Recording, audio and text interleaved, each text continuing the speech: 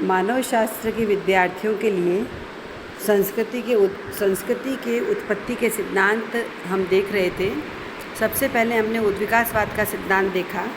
उसके बाद हमने नव उद्विकासवाद को समझा कि किस प्रकार से संस्कृति का विकास केवल मात्र सीधी रेखा के रूप में नहीं बल्कि अणुव्रत रेखा के रूप में होता है, अर्थात पैराबोलिक कर्व के रूप में होता है।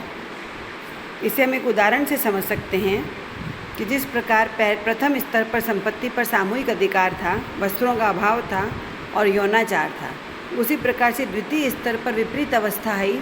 उस विपरीत अवस्था में संपत्ति पर व्यक्तिगत अधिकार प्रारंभ हुआ, सारे शरीर पर वस्त्र धारण किए गए और फिर एक विवाह का रूप देखने को मिला और वह घूम करके वापस उसी स्तर पर जाता है जो प्रारंभ हुआ था, लेकिन कुछ नए परिवर्तनों के साथ। जैसे तृतीय स्तर पर राज्य के द्वारा संपत्ति पर सामूहिक अधिकार प्रारंभ हुआ, फैशन के आधार पर नग्नतावाद आरंभ हुआ और यौन स्वच्छंदता की तर्क द्वारा पुष्टि की जाने लगी कि जितने भी जो विचार थे ये सबके बारे में एक आधुनिक विचारधारा हमें देखने को मिली, लेकिन उसका रूप करीब करीब वही था।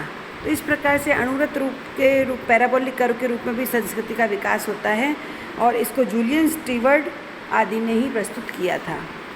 दूसरा है प्रसारवादी संप्रदाय। प्रसारवादी संप्रदाय का मतलब है, उनका कहना है कि संस्कृति उद्विकासवाद के आधार पर नहीं बल्कि प्रसार के आधार पर आगे चलती है, यानी कि संस्कृति का प्रसार होता है न कि उद्विकास होता है।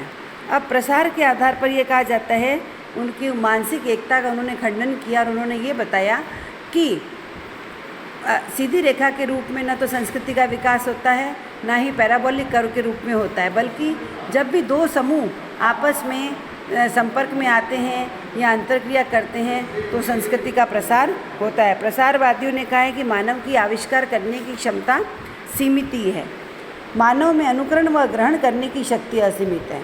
जब दो सांस्कृतिक समूह संपर्क में आते हैं तो उनमें एक दूसरे के रीति रिवाज, प्रथा, धर्म, कला, भौतिक वस्तुओं, भाषा, वस्त्र, बर्तन, भोजन आदि का आदान प्रदान होता है और शारीरिक निकटता होने पर सांस्कृतिक प्रसार के अवसर भी अधिक प्राप्त होते हैं।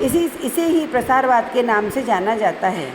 एक स्थान से दूसरे स्थान पर जाने वाले व्यक्ति अपनी संस्कृति को भी दूसरे स्थान पर फैलने में योगदान देते हैं।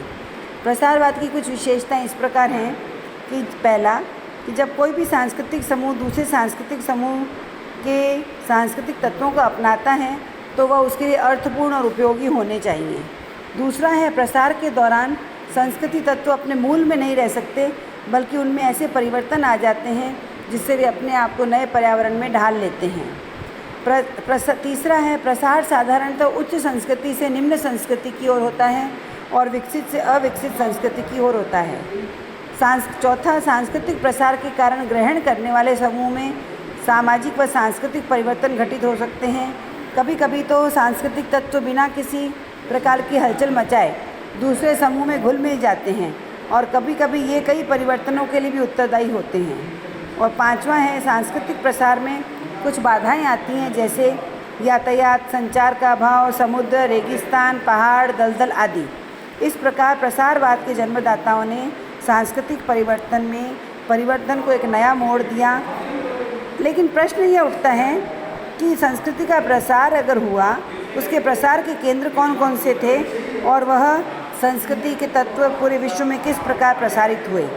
इसके लिए अलग अलग मत हैं जिनकी चर्चा हम अगले अध्याय में करेंगे।